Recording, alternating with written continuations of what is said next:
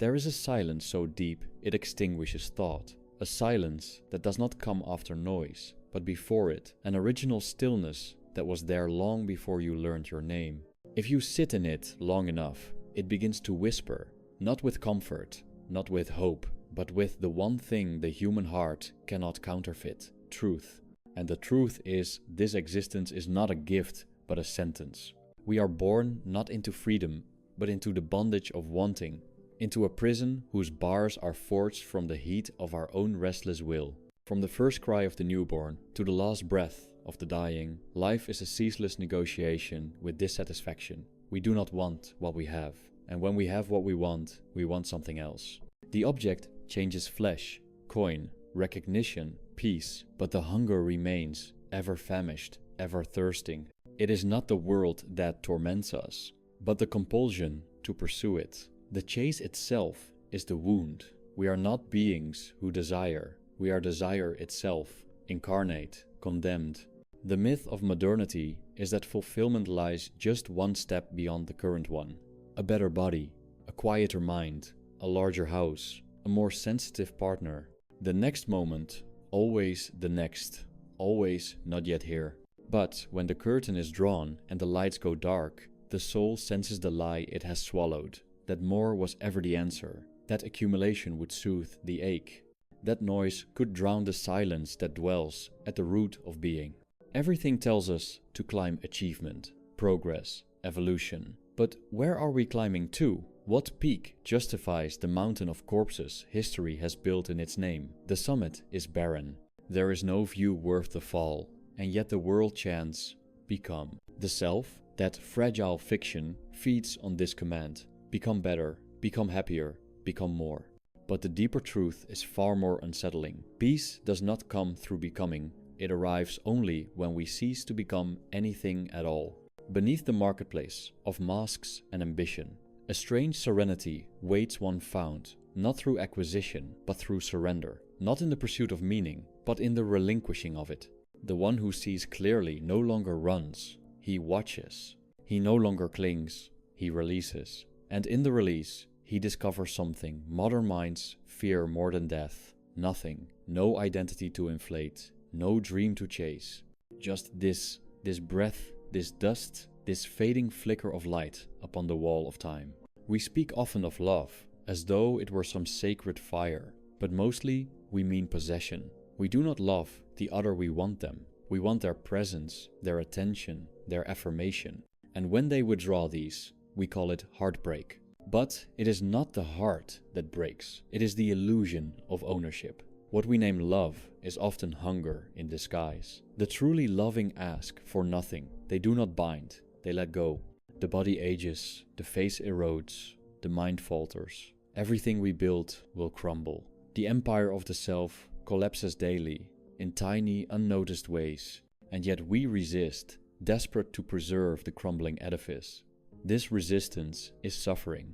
It is not death that hurts us, but our refusal to die before we die. We hold so tightly to our stories, forgetting they were written in sand. The tide does not care for autobiography.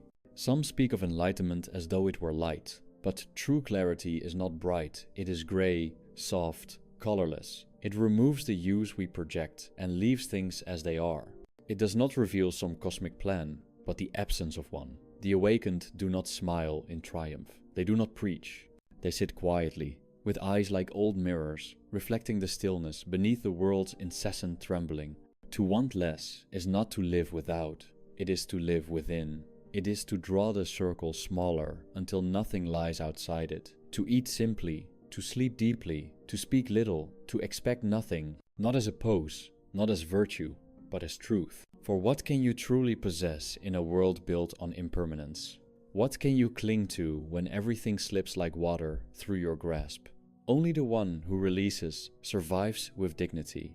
The tragedy of life is not suffering. It is the illusion that suffering is an error, something to be fixed or avoided. But suffering is not the exception. It is the rule. It is the very texture of conscious life. Animals flee pain, but only humans ask, why must I suffer? And in the asking, they deepen the wound. For there is no answer that satisfies the will. The will only understands one thing. It wants to not want. Art, religion, progress all noble masks upon the same face, the face of longing. We worship not gods, but projections of our unfulfilled need.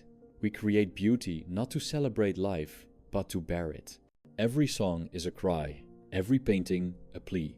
The sublime does not elevate us. It reminds us how far we have fallen from stillness. We do not make art to escape suffering, but to share it, to make it visible. Even wisdom decays into performance. In the age of content, clarity is currency. The quiet insights of ancient seers are now consumed like fast food, quoted, branded, sold. Silence has become a niche, meditation, a lifestyle product. What was once the sacred stripping away of self has become another layer of identity. Even detachment is now a costume. The only authentic path is inward, not toward improvement, but inward, toward nothingness. To sit with the ache and not medicate it. To look in the mirror and no longer seek a self. To weep without a reason. To laugh without hope. To breathe not for the next moment, but for this one and only this one. Everything else is shadow play. You will not be remembered. And that is mercy. Legacy is another lie told to the dying. The stars do not mourn the extinguished candle. The earth does not whisper your name after you are gone. Let that be your freedom. Do not live for impact. Live because you are here. And let the rest vanish, as it will, like breath on a winter window. In time, even the urge to speak fades. The truths that burn in youth cool into quiet realizations. There is less to say and more to feel, less to prove and more to endure. The great act is not to create, but to remain, to stay present while the self dies again and again. This is the only form of courage that cannot be faked. So much noise, so much motion, but look closer. The trees do not hurry, the sky does not speak, the river does not ask where it is going. Everything that is true moves without effort. We are the only ones who run lost in dreams of meaning, in hallucinations of purpose. But the river knows to flow is enough. There is nothing to achieve. The race ends where it began in stillness.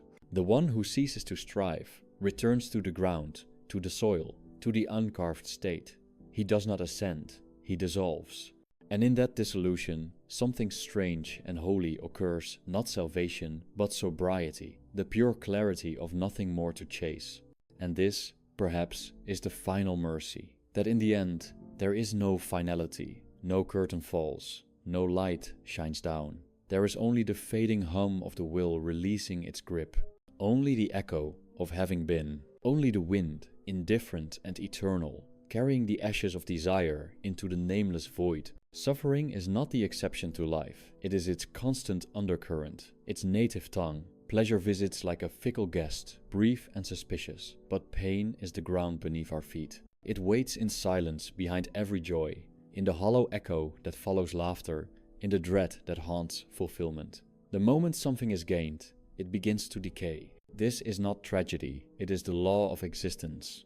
All that begins carries within it the whisper of its end. What we name happiness is merely the pause between two pains, a lull in the storm. But the wind does not stop, it only hides. We string these moments together and call it a life, but the thread is made of longing, and longing never rests. To be alive is to suffer not merely events, but the structure of desire itself. Even in rest, the will stirs, seeking something to latch onto. Even in silence, it hums its low, demanding song. We are taught to seek meaning as if it were hidden somewhere out there in a cause, a person, a destiny. But meaning is not found. It is fabricated, like a fragile net cast over the abyss. The void does not respond to our questions. It offers no signs. It waits, patient and mute, while we write stories upon it and mistake our script for truth. And when the story collapses, as it must, we are left with the naked fact of being and the unrelenting hunger of the will. Everything modernity sells is a balm for this wound. Distraction, stimulation, novelty. The screen glows, the feed scrolls, the hours vanish, but nothing is healed. The ache returns each night when the world grows quiet. We fear that silence not because it is empty, but because it reveals how empty we are without our illusions. The self, that sacred construct, withers under the gaze of honest solitude. We surround ourselves with mirrors to avoid seeing what lies beneath them. The body is decorated, the voice curated, the image refined, but underneath the polish, the animal persists, frightened, insatiable, dying.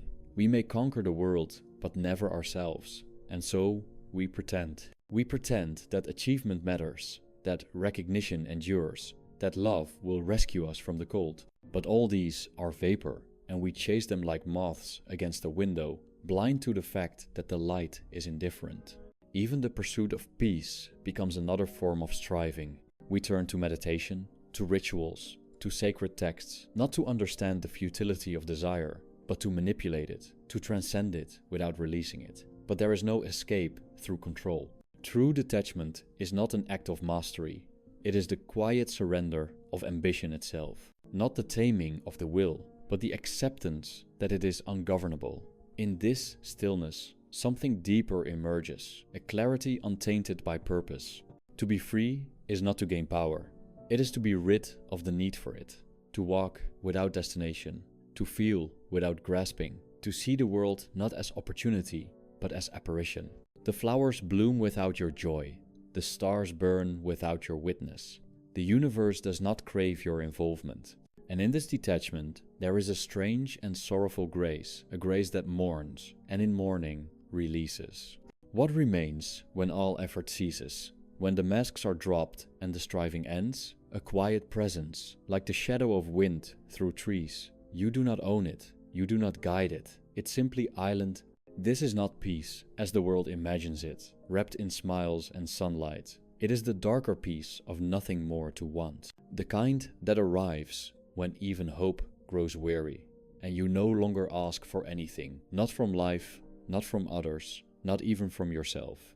Detachment is not a coldness. It is a deep, aching intimacy with the truth. It is the gaze that sees without flinching, the hands that hold without clinging, the heart that beats without demanding. In detachment, the soul does not harden. It becomes porous, open to the world's sorrow, yet untouched by its storms. You do not escape suffering. You become vast enough to hold it without breaking. Even love, when freed from possession, reveals its truest form, not a merging, but a recognition, not a salvation, but a shared solitude.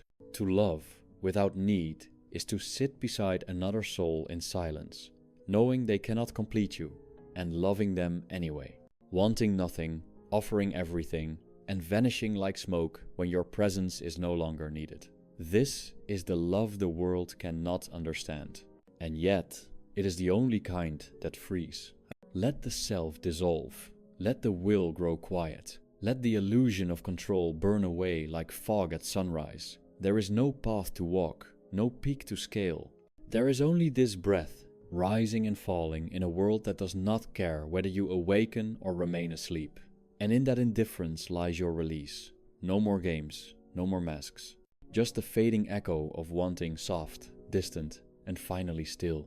The world lies draped in a veil, and behind it, the pulsing core of suffering beats without pause. No system, no progress, no communion of men has ever succeeded in tearing it down. They stitch new cloths over the same old wound, faith, technology, pleasure, but the fabric is thin and time always rends it. What endures is not hope, but the gnawing hunger beneath it. The will, insatiable and blind, wears every mask, sings every hymn, builds every tower, but it never rests. It only shifts shape. Civilization is a polished stage, set atop a chasm. The laughter, the lights, the rituals of happiness. These are not triumphs, but anesthetics. Behind every smile, a quiet desperation. Behind every success, the dread of loss. One ascends the ladder only to find the rungs above it endless, and the earth below forgotten. The higher one climbs, the more fragile the illusion becomes.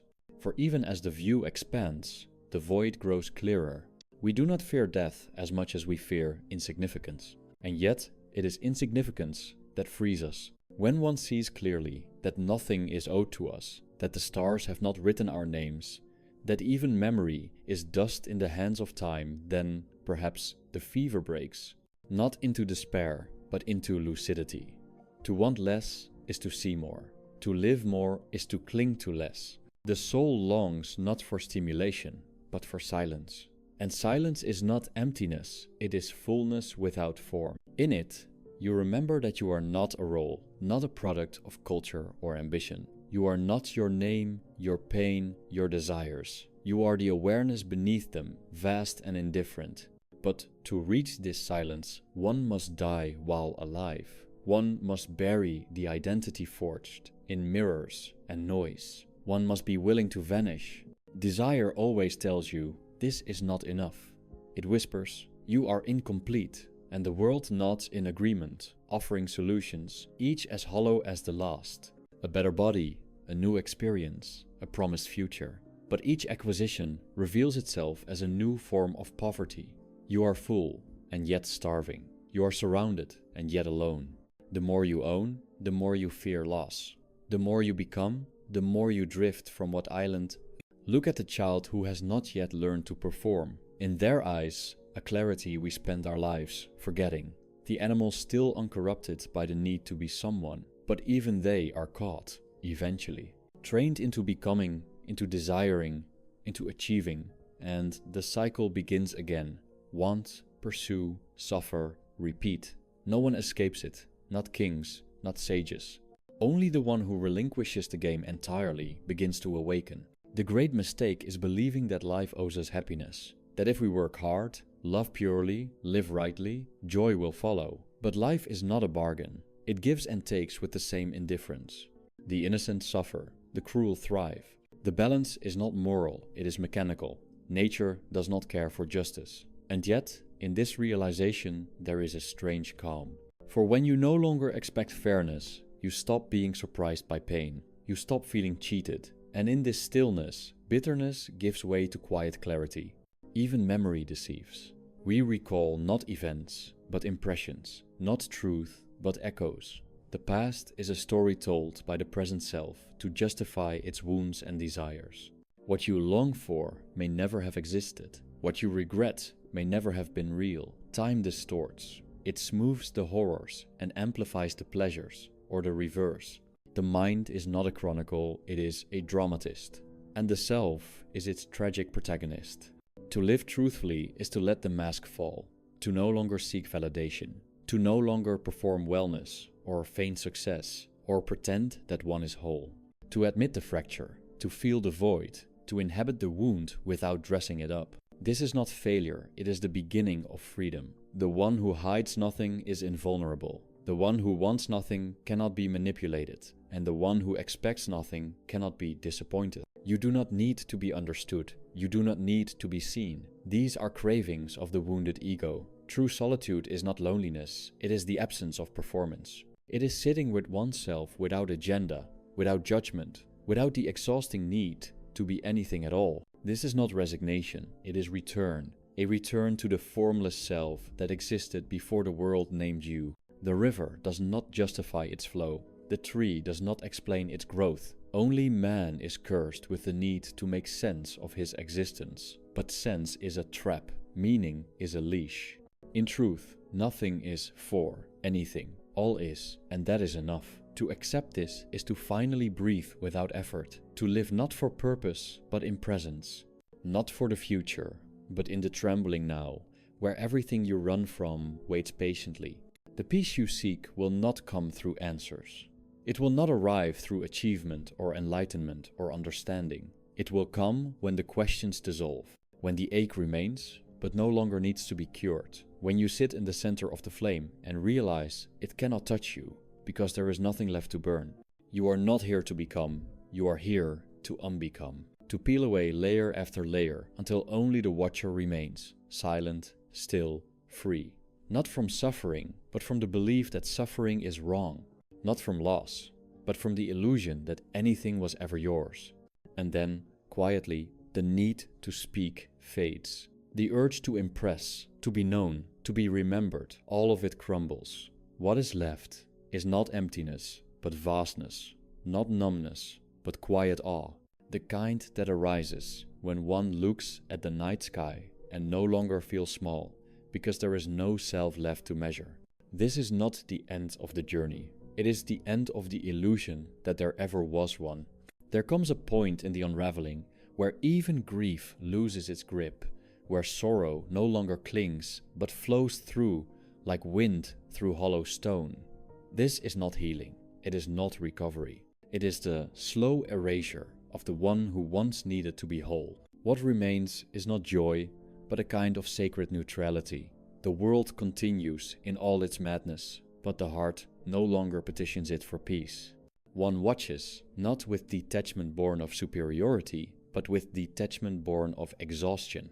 All human striving traces back to the dread of the void. We build monuments, families, systems, all to shield us from the terror that we are fleeting. But the truth seeps in regardless. A glance at a dying tree, a silent evening without messages, the creak of one's bones, these small moments betray the grand illusion. We are temporary, and everything we love will vanish. And still we chase permanence. In love, in legacy, in recognition. Still we run. Even our joys are tinged with dread. Every embrace carries the shadow of parting.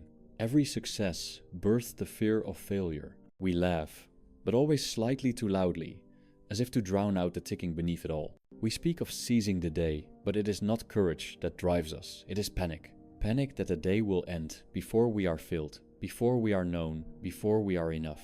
But enough never arrives. It is a ghost that recedes with each step. The more we grasp, the more we realize we were reaching not for the thing, but for the feeling we believed it would give. And feelings are not things. They cannot be possessed. They arrive unbidden and leave without warning. Trying to keep them is like trying to hold fog in clenched fists. We call this a life, a sequence of hungers dressed as pursuits. The illusion of direction when there is only motion. One can walk the entire world and still be just as lost as when they began. Because what is sought lies not in the world, but in the quiet absence of wanting. Only there can rest be found, not rest as pleasure, but rest as cessation. Cessation of the ceaseless. To live well is not to win, it is to stop playing. Not with bitterness, not in defeat, but with the weary smile of one who sees the stage lights flicker and no longer needs the applause. The lines have been spoken, the mask has worn thin, and the silence that follows is more eloquent than any performance. What is left, then, when striving ceases? A kind of sacred emptiness. Not the emptiness of despair, but the emptiness of space, vast, receptive, unburdened. Here, there is no need to improve, to ascend, to justify. The heart beats not for love or war, but simply because it does. The breath enters and exits, not for survival, but because the wind too moves. In this emptiness, suffering no longer seeks an audience. It is no longer performed, no longer denied. It's simply island. It becomes like the weather, a passing cloud, a sudden rain. One does not argue with it. One does not plead. One only observes, and in observing is freed. Freed from the belief that pain is personal, that it defines or destroys. Pain is not a curse. It is the very texture of consciousness. To feel deeply is not to suffer wrongly, it is to exist honestly. And the world continues. People chase, cry, build, break. They love and lose, shout and sing. But you, the silent one, begin to walk through it like a ghost through dreams. Not because you are cold, but because you no longer believe the dream is real. You see the threads now. You see how desire weaves its illusions, how ego binds them with names and narratives. And seeing this, you do not condemn, you do not intervene, you simply continue walking. There is no need to awaken anyone. There is no need to share what you've seen. Most would not want to see it. Truth strips too much away. It offers no rewards. Only the fragile warmth of presence, the unadorned grace of being. And that is too little for those still hungry for becoming. But for you, it is enough. A single beam of sunlight through the grey, a moment of stillness beside a dying tree. The sound of wind at night, carrying no message, only being. These things speak now, not with meaning, but with essence. They do not soothe, they do not answer, they simply remain. And so do you. And slowly, even the need to remain dissolves. What held you together begins to loosen. There is no resistance, no drama, no final lesson, only the gentle vanishing of the will, like smoke thinning in morning air, not extinguished, but no longer burning. And then, perhaps, for the first time, you are truly here, not as someone, not as something, just here without hunger, without name, without end. There is a moment the soul reaches, not at the edge of life, but somewhere within it, an invisible precipice where the noise of becoming fades, and what remains is not silence, but the absence of need. Not peace as reward, but as residue, left behind when the clamor of striving ceases. Here, one no longer asks what life means. One no longer argues with pain, nor pleads for joy. The questions have rotted, the asking itself dissolves. To have wanted so much, so often, only to find that all desires end in ash, is not a failure of life, it is its design. Everything you craved was a shadow cast by the will, a flicker on the wall of your solitude. You ran, as all do, toward the promise of fulfillment, only to find it crumble in your grasp. And in that crumbling, you heard the quiet truth. You were chasing your own hunger, not what fed it. And so the chase ends not in defeat, but in release. You are no longer the one who must win, or heal, or prove. You are not the sum of what you have suffered. You are the witness, distant and still, watching the waves rise and fall. You do not reach for the crest. You do not fear the plunge. You drift beneath them now, in the deep where time slows and memory is water. The stories no longer bind you. They pass over you like wind through reeds. Others may continue to build, to dream, to demand. Let them. The world has need of its motion. Let them name things, improve things, suffer things. Your task was never to change it. Your task was only to see it clearly, and seeing clearly, to step aside. Not to escape, but to no longer entangle. Not to flee the world, but to become like it, fleeting, quiet, without purpose, without plea. Even now, as the body wanes, as the days narrow and darken, there is no fear. The end does not feel like loss. It feels like truth, finally keeping its promise. You have seen enough to know that nothing lasts. And because nothing lasts, nothing can be owned, not even this breath. And so you do not cling, you do not cry out.